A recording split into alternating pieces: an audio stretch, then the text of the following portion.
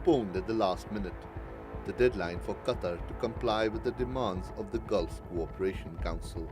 Members led by Saudi Arabia have agreed to the request by mediators from Kuwait to delay the date by 48 hours. But the bloc has also refused to forego its demands, leaving even close ally, the United States, confused. The more the time goes by, the more doubt is raised about the actions taken by Saudi Arabia and the UAE. Qatar calls the demands unfair and illegal. The problem of the Gulf countries was Iran. We don't have the same size of trade of Emirates or Saudi or the other countries. Qatar has been on the 5th ranked as trade partner from the Gulf countries, and Emirates is located the 2nd international trade partner for Iran. If the problem is Iran, why those measures being taken against Qatar and not being taken against Iran? It was remarks attributed to the Qatari Emir, allegedly praising the Saudis' regional rival that ignited the crisis. But experts say the ferocity of the GCC's reaction is because they see Doha's pursuit of an independent foreign policy as a provocation. They have their own also little reasons. The Saudis, they want to see Qatar under their fold because everybody is under the Saudi fold. Qatar insists that will not happen, but it's increasingly looking isolated as Saudi Arabia holds the strongest cards in the dispute.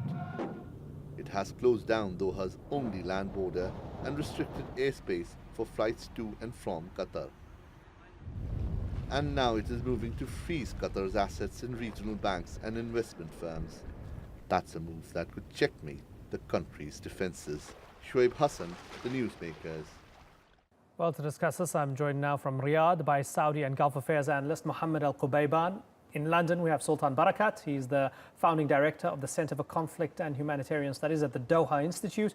And with me here in the studio is TRT World's editor-at-large, Ahmed Alburai. Gentlemen, thanks so much for joining us. Mohammed Al-Qubaiban, the fact that there has been an extension suggests that Saudi and the GCC are rethinking this blockade, rethinking their demands, and maybe there'll be some sort of compromise. Is that how you see it? No, I'm optimistic anyhow. I think the effort being done around the world, especially from the Kuwaitis, Sheikh Sabah, I think, and understanding also the Qataris problem after this few days again, I think that I'm optimistic and problem will be solved. The 48 hours being asked from the Kuwaitis or by the Qataris extension to read more and sit up and think, well, it gives you an indication. 48 hours, what has to do? I mean, we're not going to exam or we're not giving somebody a chance to fix his behavior. No, those are governments and the crisis is bigger than 48 hours. But what my thinking about that the Qataris will have to go sooner or later with the demands that the GCC countries, the 3 countries and Egypt ask.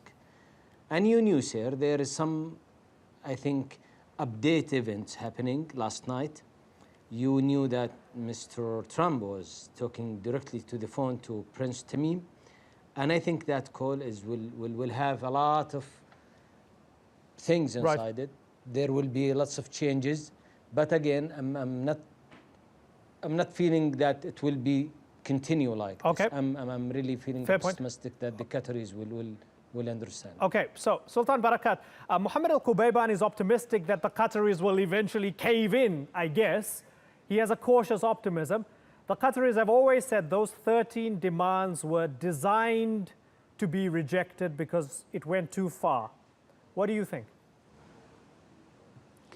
Well, I think, I agree with millions around the world who think the whole process has been totally irrational, right from day one, to spring out a blockade of that magnitude on a neighboring country, a country that is a member of the GCC, was really out of this world. And I think it came as a shock to a lot of policy observers and analysts around the world.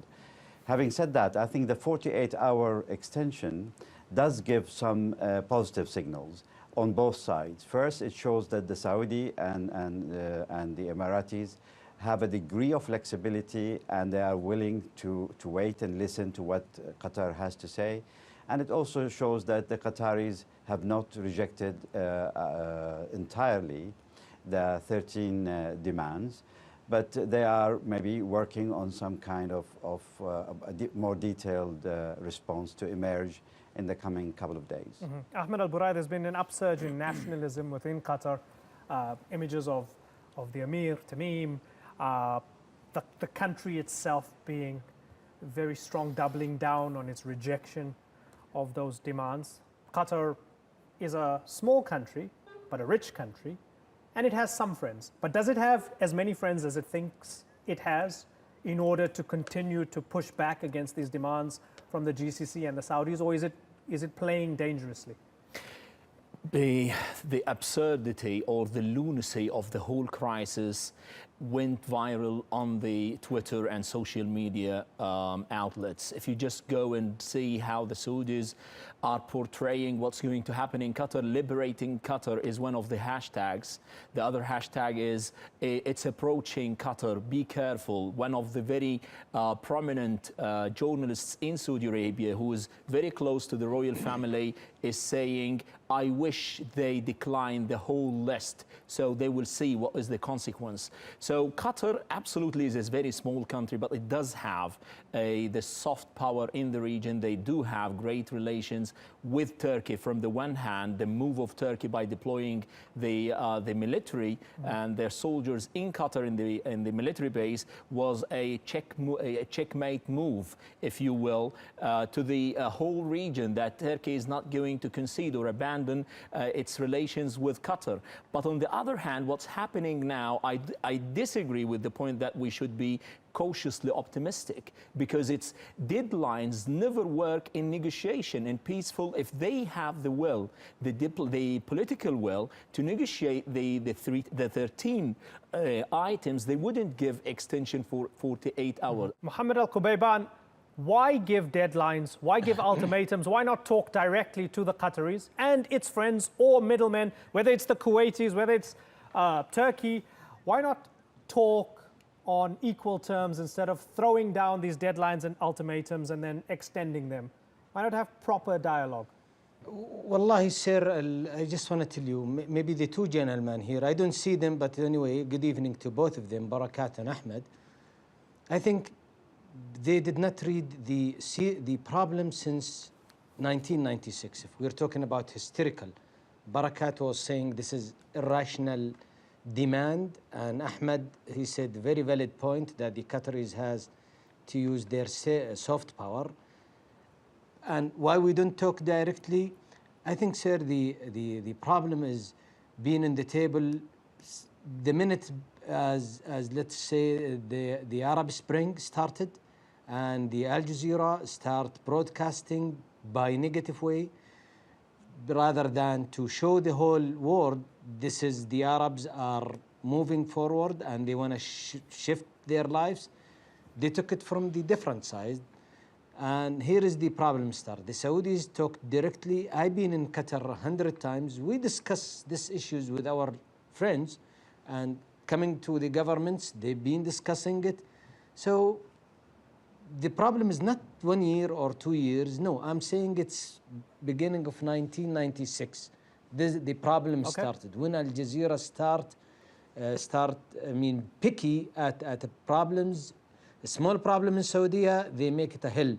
Small problem in Kuwait, especially the Arab neighboring country. And I'm interested because you mentioned Al Jazeera twice now. No, it's interesting, sir. You mentioned Al Jazeera twice.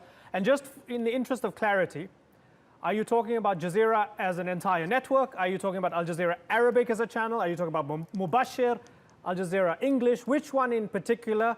And is it because of Al Jazeera and its policies to GCC countries, or Al Jazeera and its general coverage? No, sir. No. Please don't misread me this way. I'm saying this is the That's problem fine. start. Sure. Yeah, yes, sir. Yeah. I'm talking about Al Jazeera Arabic and Al Jazeera English, and I'm talking about Mubashir. Okay. So I'm not talking about as a channel itself. No, I'm talking about as a system. This is none in our society being happens. We're different than the Western people.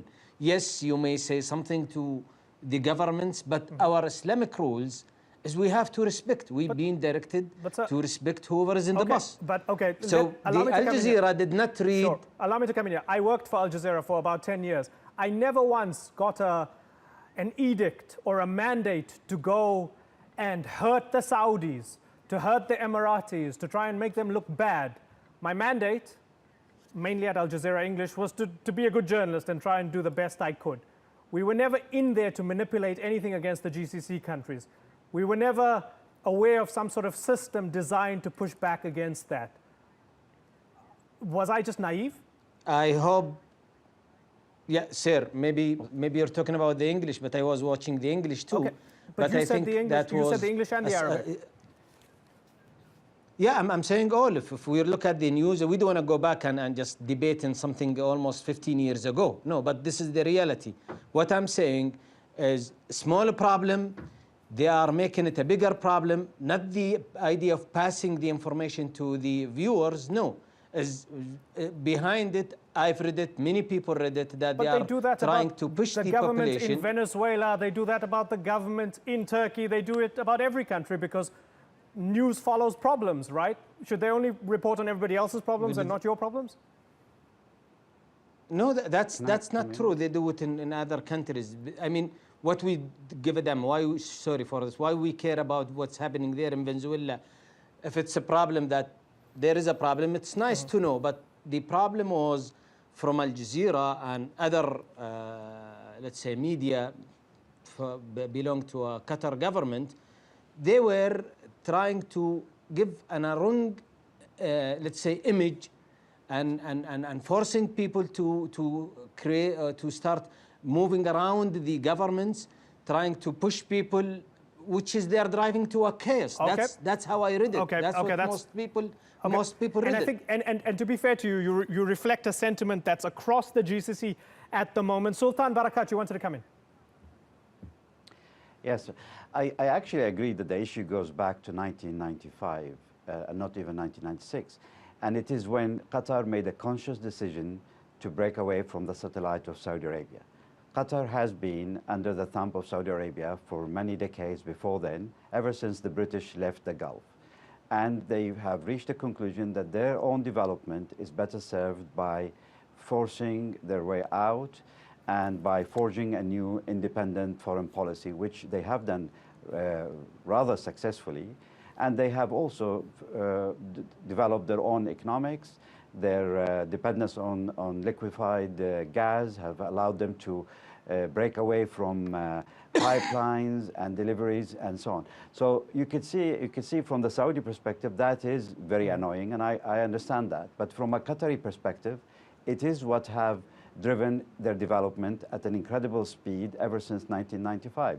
People still live around and they can remember the days before 1995 when the country was in debt, and now when it has hundreds of billions of dollars in assets that allows it to cope with this blockade and other circumstances.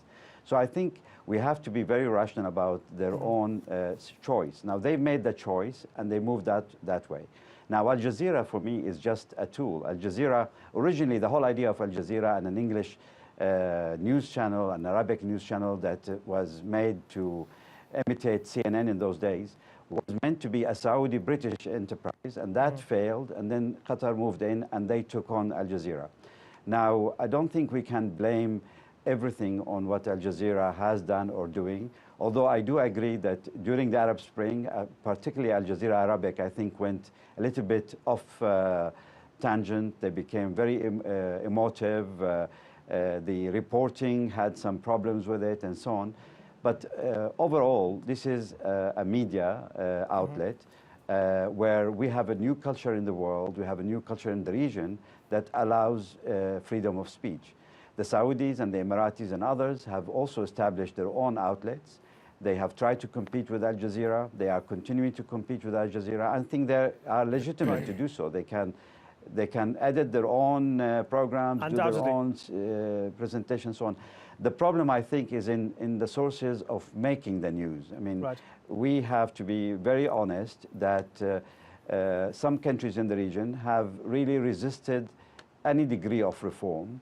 And it is this what makes the news and what gives rise to Al Jazeera reporting. Yeah, and that's one of the arguments of the Qataris. Yes, of course. And of course, those who defend freedom of the media say, yeah, all media is flawed, including Al Jazeera, but if you're going to shut them all down, if you're going to shut down media for being flawed, you're going to shut down, well, most of them, I guess. Ahmed Alburai, just before we end, I've got a couple more questions, so briefly, please. So are we seeing the emergence of two camps here? On the one hand, you have the Qataris and Turkey and maybe the Iranians, maybe even the Russians on the one hand, and on the other hand, you have the Saudi, GCC countries, Egypt, maybe the Americans. The Americans are wavering a little bit as well. Are we seeing two camps develop? Yeah, absolutely. There is a kind of polarization, and it's very clear. The manifestations are very clear. Now you have Turkey from the one hand. You're pushing Qatar by a way or another, the same as you did to Hamas, to leave or to depart from the Sunni orbit, if you will, and move to the Shiite orbit, to Iran, mainly because the Saudi Arabia and the Emiratis are not able to embrace Qatar. Qatar is not that kind of a rogue state that is completely disagreeing with all the policies. Right. They've been the allies in Yemen. They've been the allies in Syria. They have much in common. But the problem is these two countries are by far pushing them. They want them to be a vassal state by the literal meaning of the word. Okay, now I want one final question for Mohammed Al-Qubayban, because he's the one guest, in the Saudi camp here.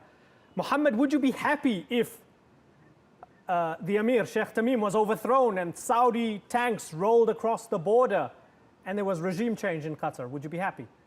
Of course not, sir. What you're saying, I mean, that's non-rational question, by the way, or non-rational point. No, many Saudis are calling for it, so I'm asking whether you're calling for it as well. Yeah, I understand, but I'm telling you, we're almost one house, and we have a different ideas. We're not maybe agreeing with the policies that they are doing, but they are still, we're tribes. Maybe you've been, as you said, in Qatar, so you saw the Saudis. And by the way, most of the national Saudis people, they are still okay with each other, but this is a government problem. But what I want to say, we never push the Qataris government toward the borders or to push them to the corner to give decisions that we want. I completely disagree with Mr. Ahmed what he was talking about. Sir, Qatar is not a country from 100 years or 200 years. They are neighboring us. No, that's more than 300 years, and they are tribes. So we know Qatar before, maybe during the Ottoman Empire, Empire. But the problem is, the unfortunate things happen that Sheikh Tamim, to me, how I read it, he's not the one who is running the government. There is somebody is running the government behind him by force, by friendly. Who is that? From the royal family. Yeah, from the family. His dad, by the way, and the let's say foreign ministers, Sheikh I think Hamad, and other members. Okay. And the problem is that the Qataris thought that though they are with us in Al-Hazm, Asifat Al-Hazm in Yemen, in Syria, that they thought this will let the Egypt, Saudi, Bahrain, and Emirates will never look at what other problems they're doing. Okay. As we saying, intervening in these inside policies, supporting Muslim brothers being requested by the Egypt government. Right. So lots of okay, and those issues are the 13 here. demands. Maybe the program was. Okay, and those are the 13 demands. But what I'm saying, the program is not enough. I hope that we find sometimes later, and I hope the broadcast will be live. Then at least I see you and I see my friends there. It will be more exciting. Okay, we'd love to have you in studio sometime. Thank you very much to you. Okay, we're gonna give you a call. Hopefully we'll have you in studio sometime soon. It's good to have you on the program again, Mohammed Al-Qubayban, Sultan Barakat, and Ahmed Alburai. Thank you.